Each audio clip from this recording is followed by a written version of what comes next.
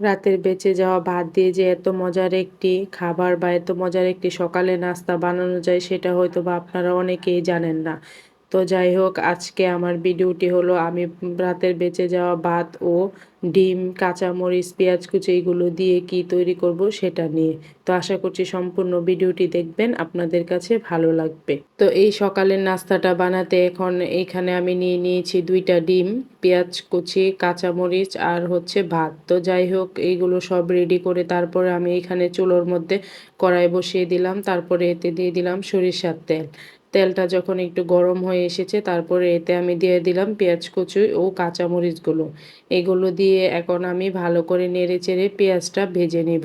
পেঁয়াজটা আমি একটু বেশি করেই ভেজে নিব যাতে পেঁয়াজটা একবারে মিশে যায়।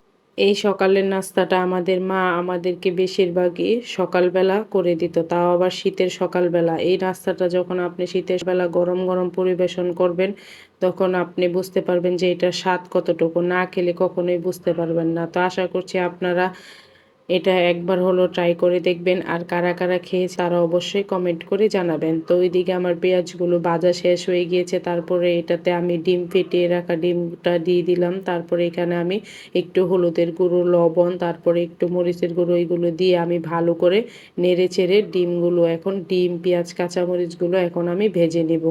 তারপরে এখানে আমার ডিমগুলো মোটামুটি ভাজা হয়ে গেছে। তারপরে এখানে আমি মেন উপকরণ ভাত সেটা দিয়ে দিচ্ছি। ভাতগুলো আমি এখানে একটু ঝরঝরে করে দিয়ে দিচ্ছি যাতে একটা আরেকটার সাথে দলা বেঁধে না থাকে। তো যাই হোক, ভাতগুলো দেওয়া শেষ করে এগুলো এখন আমি ভালো করে নেড়েচেড়ে মিশিয়ে নিচ্ছি। আর এটা মেশানোর সময় অবশ্যই চুলার আঁচটা একটু মিডিয়াম লোতে রাখার চেষ্টা করবেন, কারণ বাড়িয়ে দিলে হয়তোবা পোড়া পোড়া হয়ে যেতে পারে। আর এই ভাতটা একটু সময় নিয়ে ভাজার চেষ্টা করবেন, তাহলে এটা খেতে আরও বেশি ভালো লাগবে। তো যাই হোক, এখানে আমি ভাতের সাথে সব মশলাগুলো ভালো করে মিশিয়ে নিচ্ছি।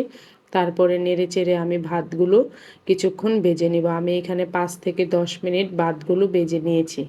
তো যাই হোক, এখানে আমি পরিমাণ মতো লবণ দিয়ে দিয়েছি। আমার কাছে লবণ একটু কম হয়েছিল, তাই আমি লবণটা আবার পরে একটু দিয়ে দিয়েছি। তো যাই হোক, এই তো আমার আজকে সকালের নাস্তা। তো আমার ভিডিওটি কীরকম লেগেছে সবাই অবশ্যই কমেন্ট করে জানাবেন, আর আমার রেসিপিটাও কীরকম লেগেছে। যদি আপনাদের কাছে ভালো লেগে